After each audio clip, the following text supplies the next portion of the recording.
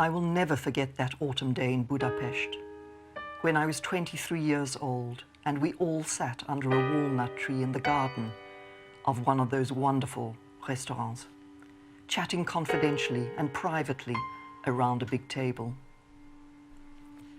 My brother Ernst and I had traveled from Vienna with our father for the 5th Congress of the International Psychoanalytic Association.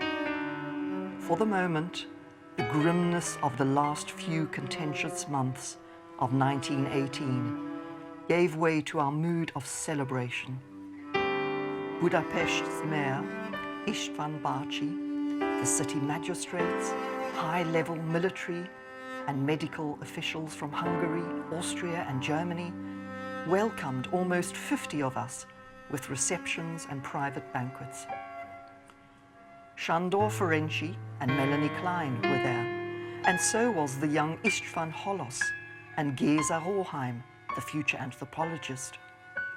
Our conversations continued on a Danube steamer, which carried us between our lodgings at the Gelänfürde Hotel and the meetings at the Hungarian Academy of Sciences.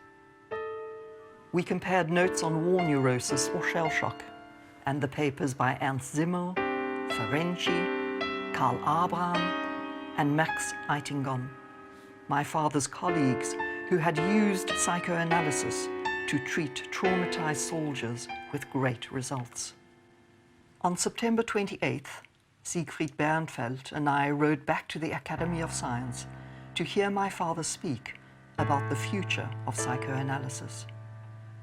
We were simply not prepared for the force and eloquence of that speech. Freud had titled it Lines of Advance in Psychotherapy, and what he offered was a wholesale commitment to progressive values. But first he warned us that psychoanalysis as a science was in danger, at risk of elitist isolation and medical arrogance. Then he set his sights on the coming years. The conscience of society will awake, he said, and remind it that the poorest man should have just as much right to assistance for his mind as he now has to life-saving help offered by surgery. And that the neuroses menace the health of a people no less than tuberculosis, and can be left as little as the latter to the feeble handling of individuals.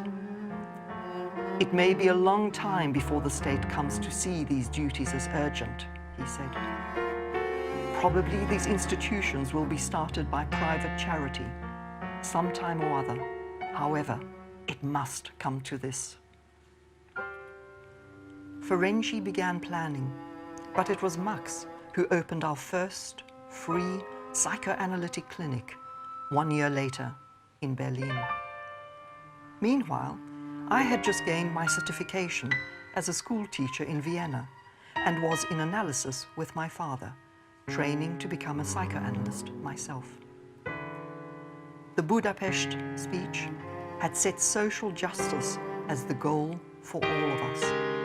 In our practices, at the clinics, in the schools, education is aimed for control and even suppression of the instincts. But at what cost? What if, instead, education aimed to make the individual a useful and civilized member of society? Psychoanalysis could serve as a guide for educators. It could and it would wake the conscience of society. I called on some like-minded colleagues in Vienna to get the project started. My friend August Eichhorn and I met every Friday afternoon, and we toured the social welfare agencies which were thriving under our new social democratic government. Eichhorn was a teacher and a psychoanalyst like myself.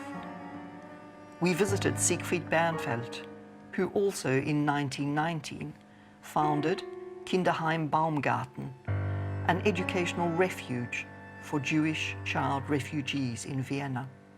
We also visited a former refugee camp in Oberhollabrunn in Lower Austria, which Eichhorn had already transformed into a pioneering state residence and school for troubled adolescents. I was captivated by his work.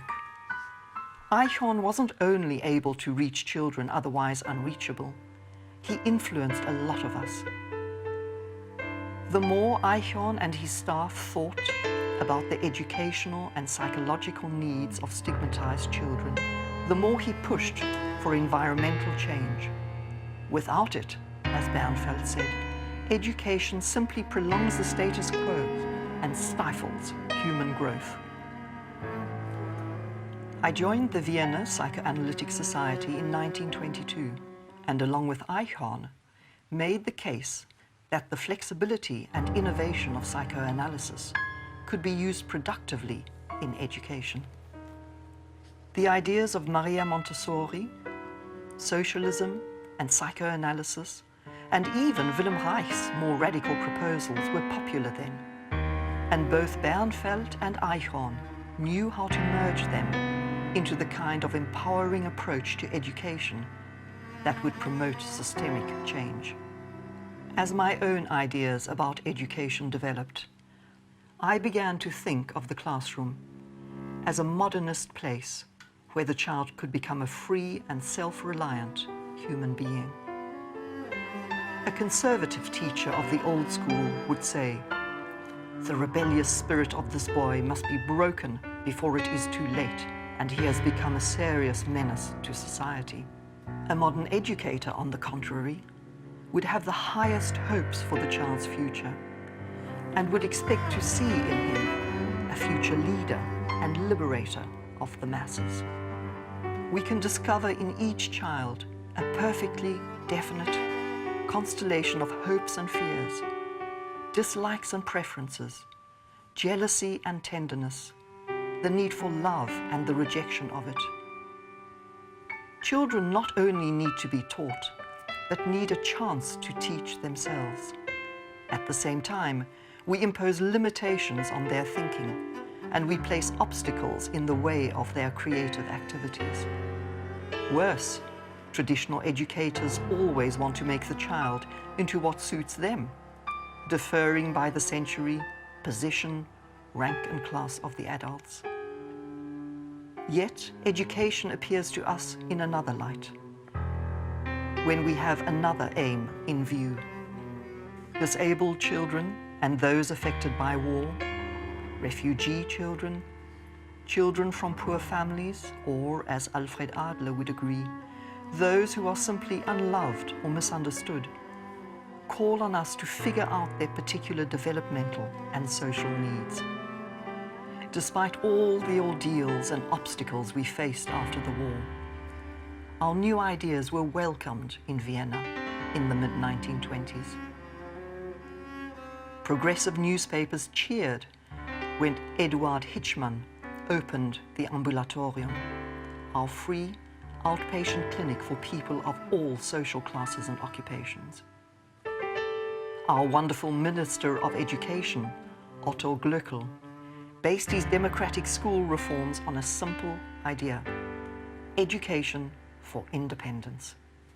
Within our psychoanalytic society, Josef Friedjung, a pediatrician and city council member, convinced us that both parents and the schools must be involved in preventing childhood neurosis from deteriorating into later adult psychopathology. Friedjung's ideas reminded me of Ferenczi, who advocated for cooperation between educators and pediatricians and psychoanalysts. Analytic education can count amongst its success greater openness between parents and children. And for myself, the positive results of child analysis inspired me to make plans for the first of our modernist, psychoanalytically informed school projects. We called it the HIETZING School. My companion, Dorothy Tiffany Burlingham, had the money to build the school, pay the teachers, buy the supplies, and keep the project going for the 5 years. From 1927 through 1932. It was a sweet, two-level log cabin with enough room for a library and lots of trees in the backyard of Eva Rosenfeld's house in HIETZING. But Dorothy brought in far more than mere wealth. For me, personally, we could share what it meant to be the youngest daughter of a great man. Her father was the American artist, Louis Comfort Tiffany. The progressive worldview she carried from New York matched my modern Viennese outlook. I have spent most of my life trying to understand children, and so had Dorothy. We came up with a pedagogy all our own. To my vision of a school organized according to psychoanalytic principles, we added Montessori's creativity, John Dewey's independent thinking, August Eichhorn's depth of empathy, Siegfried Bernfeld's demand for freedom from repression, and Ferenczi's rejection of what he called traditional cult of authorities. Our search for teachers brought us Erik Erikson and Peter Bloss, two modern-minded young men in their 20s, not yet settled in a career and willing to join an exciting venture of this kind. Bloss later devised our field's theory of adolescent development, while Erikson became famous for his lifespan model of human identity. Ernst Kriss took us to the museums in Vienna, but Erik Erikson was an artist. At HIETZING, Erikson said, I began to perceive how important visual configurations were, how they actually preceded words and formulations. Dreams are visual data, and so is children's play. So many teachers judge themselves by what they get children to learn. But teaching is not only presentation of facts, it is persuading students to be interested in the world, a state of mind. And they were. HIETZING's values opened my eyes to a wider world, one pupil said. It shows us different ways of thinking. It taught us tolerance and understanding. We met so many different kinds of people. It taught us to see large. Another student said that the school's liberal and creative atmosphere stayed with him all his life. I believe that my own values of anti-racism, individualism, and the absolute need for freedom, while rejecting the cult of personality, stemmed from the school. Back in Vienna then, we were all so excited, full of energy. It was as if a whole new continent was being explored. We were the explorers, and we now had the chance to change things. Our new psychoanalytic pedagogy came on the scene in a revolutionary spirit. We led seminars, organized the Vienna course for educators, and launched the Zeitschrift für psychoanalytische Pädagogik, the Journal of Psychoanalytic Pedagogy. We started our toddler research at the Jackson Nursery in a space we shared with Maria Montessori's Haus des Kindes on Rudolfsplatz. Of course, we also knew that the right-wing and increasingly militarized parties were gaining power in Vienna. HIETZING closed, like many of the city's interwar reformist institutions.